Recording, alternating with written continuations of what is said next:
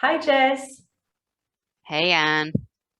I want to thank you very much for being here with me today, Jess. My pleasure. Inspiring other women to follow your lead and put themselves and their fertility first before anything else in their lives. I Oh, think yeah, absolutely. No, I totally more than happy to kind of share my, nuggets of wisdom or, things that have really helped me to hopefully help other women who are in a very similar position to myself. So, yeah, absolutely. thank you very much for that. So tell me, Jess, um, what was the decision that you made when you decided to look for somebody like me to help you on your journey? Well, obviously, as like many women, my journey of fertility has been an upsetting and stressful one. I'd suffered multiple miscarriages, and I started to have very, I suppose, negative connotations when I started to think about my fertility and really not feeling good about kind of, you know, kind of really having those negative, stressful kind of thoughts and associations with, getting pregnant, being pregnant because of my experiences. And I really wanted the opportunity to kind of empower myself to perhaps change my mindset and focus more on the positive and really kind of drawing, from, you know, kind of a more, I suppose, kind of utilizing the mind to kind of flip its perception of what had previously been a very negative experience into something that could be seen as positive. And I always knew that, the mind is such a powerful tool and we use it day in, day out. Um, so why couldn't, why was I different from any other woman that was going through, a fertility journey? Why was it that my story was perhaps not as joyful as other women's? And I think a lot of it started when I started looking into, um, and I'd had RTT before on other things. And so I kind of thought, could this be, a therapy that could be used for fertility because it had such a positive impact in terms of other elements of my life. So I thought, let me start to kind of see if there's something out there that could kind of work within the RTT space, but focused around fertility. And obviously that's, I've got a couple of contacts within the RTT world and I was speaking to them and your name came up. And so that was kind of it, really. We kind of started to reach out and yeah, so that was kind of what led me to you, Anne. Amazing. Thanks for sharing that. And Jess, tell me, if I were to ask you, like on the inside, how was it feeling to be in this challenge at that time? Like, how what was it like to be in this situation? It was really dark, actually. It was very dark in terms of, you know, sometimes it's hard when you keep on having disappointment after disappointment to kind of still see that there's light at the end of the tunnel, to really kind of focus on, you know, changing your mindset rather thinking, oh, I hope this happens. It's more of it will happen. It's just a matter of time. It will happen shortly, imminently. It's really just kind of changing that focus, really. And yeah, it was really challenging. We'd been through, so many different steps to kind of get to this point and trying for a number of years. And, we obviously were just as I was connecting with you, kind of going through that initial cycle of IVF, which unfortunately wasn't successful. And then again, it it forces you to kind of take a step back when you're kind of taking a lot of strides forwards. But I think this time, because I had the tools to kind of get me through it, I didn't feel that disappointment as acutely as I would have if I hadn't have been sort of working with you. I think that's the beauty of kind of working with you, Anne, is that you you kind of share, you know, we work together, we kind of work through various different things, but then also it's the tools, you know, the things to supplement all the hard work that's been going on. So it really builds that framework to kind of really kind of bolster and kind of make it a much more fortuitous experience. Okay, and Jess, can I ask you, how long have you been on this journey? Oh gosh, about 3 years. 3 years. I mean, I unfortunately, you know, just, this is life. You know, I didn't meet my husband until I was, you know, a little bit older, so I kind of came late to the party, quote unquote. And I don't think that's unusual for, you know, women now, where we're kind of trying to make strides in the workplace, trying to sort of focus on our careers. And sometimes, you know, you don't necessarily, and you don't always meet the right person when you're kind of in your early to mid 20s. You know, sometimes it only happens later in life. So thank you for sharing that and sharing your journey, Jess. And tell me, what had you tried in the past? Like you spoke about RTT, but it wasn't linked directly to fertility. What else have you tried on this journey? on my fertility journey, well, we'd obviously been sort of trying to conceive naturally. I mean, the issue for me was never really the conceiving part. It was kind of holding on to the pregnancy. Had kind of been referred to, you know, specialists, consultants. I'd been prescribed, you know, medication to kind of help the pregnancy piece. I'd started to look sort of privately at other things that could be at play. And we are kind of in progress with a particular therapy, owing to kind of, let's say, quote unquote, sort of differences in my husband and I's immunity. So we're kind of looking at every possible avenue in terms of, you know, ruling everything out, so that we're kind of putting ourselves on the right path in terms of our fertility now. Yeah, like I said, we previously tried IVF. It was unsuccessful, unfortunately. And yeah, it was, you know, it's difficult when you reach a certain age. Your fertility, you know, as is well documented, it declines. And so, you know, we were told, you know, whilst my husband was fine, my egg count was okay, but my AMH level was low. So I was kind of, quote unquote, sort of had a low egg count. But yeah, that's in essence it, really. We'd kind of tried exploring lots of different things, you know, really to kind of figure out what works for us as a couple. Okay, and tell me, what were your views on hypnosis, like working with hypnosis before your experience with me? It was quite a powerful tool. You know, I think it's definitely sort of a very, very powerful kind of experience. And it was quite remarkable in terms of the outcome that I experienced before. So I kind of knew what to expect coming into it.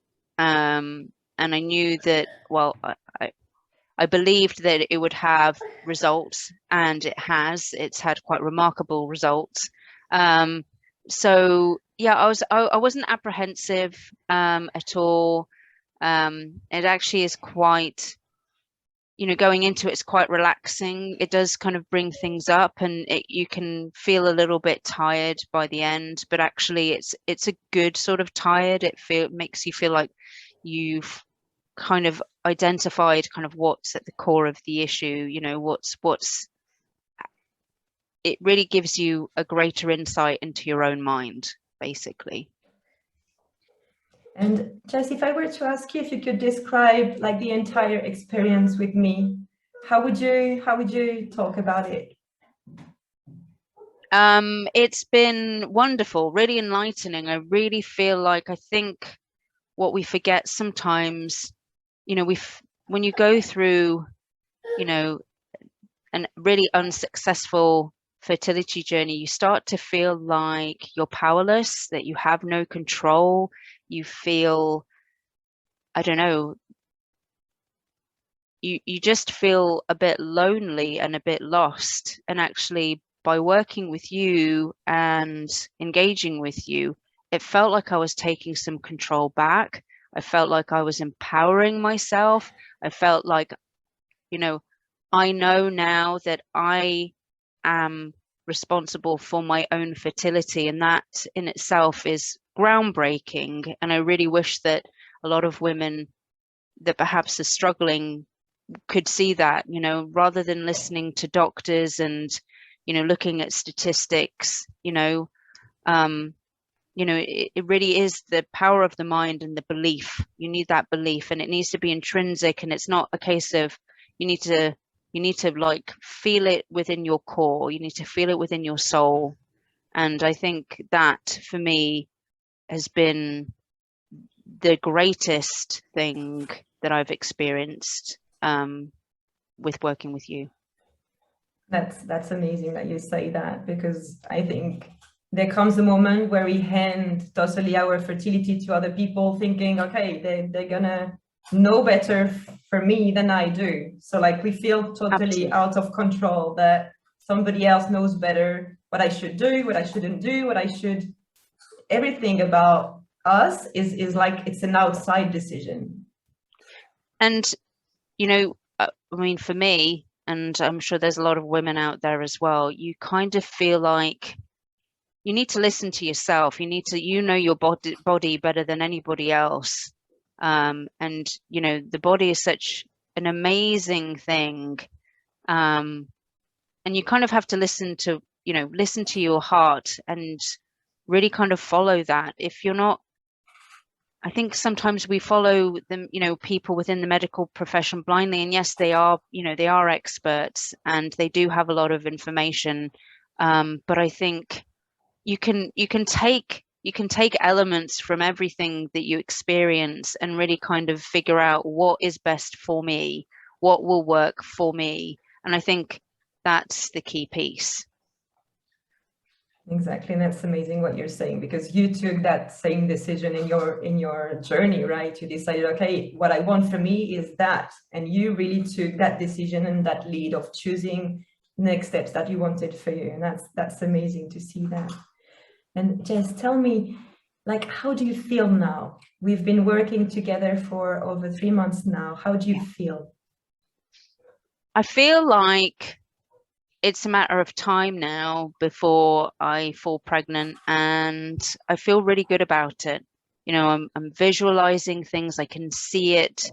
You can feel it, like genuinely you can feel it. And so that for me is so powerful in itself.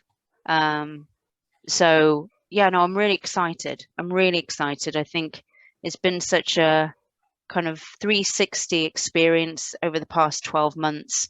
Not only, especially during the course of this fertility journey that I've been on, it started off very, very sort of dark, and I felt a bit bereft and a bit hopeless. And now I kind of feel really hopeful and content. And I feel like I've made changes in my life that will help me get where I'm going to go. So yeah, I'm feeling very, very positive. And can I ask you something? So I usually have this conversation, and I had it with you when we started. As I was telling you, Jess, we can't work around your fertility without working around your whole life. So tell me, how did you feel these changes, not only on your fertility journey, but on your life as a whole? How did you feel that transformation? I think it was great. I mean, I think you have to kind of reassess your life and kind of make modifications, adaptations, but it's not hard. It's not, it's and it doesn't take a lot of time. Like people get, they get, oh gosh, I'm going to have to change and do this and do that. But actually, in reality, it's not that much time in the grand scheme of the day. You've just got to plan your day, prioritize your day. And that in itself, is achievable. You weren't asking me to do anything like ridiculous amounts of work or anything along those lines. It was just, where I could, you know, take that 5 minutes, do this between meetings even, you know, it's just really quick little things that you can do that, you know, are really beneficial for you, or even doing like a meditation at lunchtime, you know, rather than, you know, sitting in front of the TV or, you know, working through lunch. It's just take that half an hour for yourself and do something for you. It's more around self-care and, you know, really looking after yourself, because that's ultimately what's going to have the greatest impact in terms of your fertility journey. You need to prioritize yourself over everything else. And Jess, tell me, like, how did you see this transformation in your relationship, in other areas of your life, apart from fertility? What did you see change and transform around you? I mean, my whole demeanor probably changed quite a bit. You know, I kind of felt like I was getting back to being myself, you know, kind of feeling a bit like I was reconnecting with myself. And my husband definitely saw a change, you know, in terms of my positivity, in terms of our fertility journey, and just in other sectors of life. I definitely felt like I was kind of a lot more relaxed. You know, I mean, I know work and the day-to-day can be exceptionally stressful for people, and it is, and it's juggling lots of things all at the same time, but it feels like there's a kind of a more relaxed approach to it, you know, kind of knowing, yeah, I know that that will get done and I'll do it, and it doesn't need to cause me this angst, and it would just felt nice. You know, I definitely feel like a much more rounded person, and I felt like other people could see it as well, you know, in terms of my interactions at work, my relationship with my husband. I think he definitely was a favor of the kind of the spontaneous kind of advice, you know, kind of taking advantage of the moment. So yeah, I think, you know, there's been benefits that can be seen externally, definitely, and it really has made, you know, the past 3 months, 4 months, just, it feels very different to how the year started. Amazing to see that and hear that. And I love your smile when you talk about that. Yes. Yeah, no, absolutely. And it, you know, it really is. I can't stress enough, you know, people like, oh, really? It really is. It really does have kind of a 180 kind of degree impact on your life. So yeah, I would definitely recommend to anybody. Amazing. And Jess, like when you look at your life now, when you imagine what's coming, you know, in the next few weeks, months, what are you most looking forward to?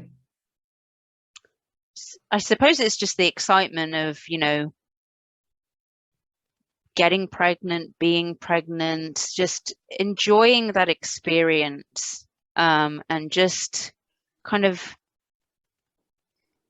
I think it's just that feeling that, you know, that it's going to make you so happy, and yeah, just kind of that preparation of this little person that's going to, you know, is half of you and half of your other half, and, you know, kind of wanting to meet them and see what they're like, and kind of hoping that they're not as stubborn as you are, and, you know, and you know, hoping that you know, they have ginger hair like their dad. All these things, it just sets you up for kind of making it as a joyous experience as you kind of hope it to be. And that's not to say that it's not to say that it won't be, that it will be easy, but you kind of, you see the, you know, the joyousness in it. I love what you say, because I remember we had this conversation at first, and it's similar to a lot of women. Like they don't allow themselves anymore to visualize, to have these colors that you were saying, or these ideas, or just put together and create, okay, what it will be like. Of course, we don't know, you know, as you were saying about the hair and all of that, but just allowing yourself to go there. Like so many women just cut this possibility of just feeling and seeing and visualizing and imagining that. So it's just beautiful that. Yeah, it is, and I get it because people are scared, they've been hurt and it's painful, but you shouldn't allow that to kind of stop you from dreaming probably is not the right word, but visualizing. It's okay to kind of visualize something. It's okay to kind of see it, and it's okay to believe that it will happen. That's how it works. Exactly. And Jess, what would you say to other women that are putting off, finding a solution, that are on the edge of deciding to put their fertility first and take care of themselves? I mean, I would say, really look inside yourself and really kind of decide what it is. Look at your life in 5 or 10 years time. What do you see? What do you see in your life?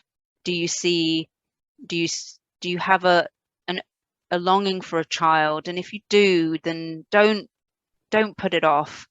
Don't take any more time. You really, these things, life is such a unknown, and you never know what cards you're going to be dealt with. And I definitely urge anyone who's kind of on the periphery to really kind of evaluate, kind of where they see themselves in the future. And if they see themselves with children, then don't waste any time. Just jump on in. Just get in there. Really kind of make it a priority, because you never know what's around the corner. And a lot of things, they really are outside of your sphere of control. And so, really kind of take your fertility, like take a hold of it, and go on this beautiful journey, full of, beautiful roses and some thorns along the way as well. Jess, what you were saying is just spot on the way I see it, because there's something also that you came to the realization during this time together, which is, okay, you can have a priority, which is to have a baby, of course, but the first priority that you have to have on this journey is yourself, first of all. Yes, absolutely. Your body, I can't stress enough, the attention and the care that you put into yourself. Your body becomes like a nurturing oven for your embryo, for your fetus, for your baby. And so if you're not investing the proper care and attention into yourself, then that will have an impact in terms of, your fertility, your journey as becoming a mother. And I think because the way that life has become, and it's become chaotic, and there's certain things that, there's certain let's say focuses in society on things that we've kind of forgotten about, the importance of looking after ourselves and really taking care and tuning in with ourselves. And yeah, really affording ourselves to kind of really, you need to become a well-oiled machine if you're kind of really wanting to be able to, grow life inside of you. And so you need to take that time to, look after your mental health, your physical health. Everything that you put into your body has an impact. So yeah, that absolutely, that's the first step for sure, is kind of really focusing on yourself. Amazing. Thanks, Jess, for, prioritizing on that part as well, because it's really important. It's key for us to pass on this message as well. Absolutely. And I can just say, it took me a little bit longer to kind of get to that stage. I think, if I could offer, the pearls of wisdom of my experiences, do take the time for yourself. That's the pivotal piece. Amazing.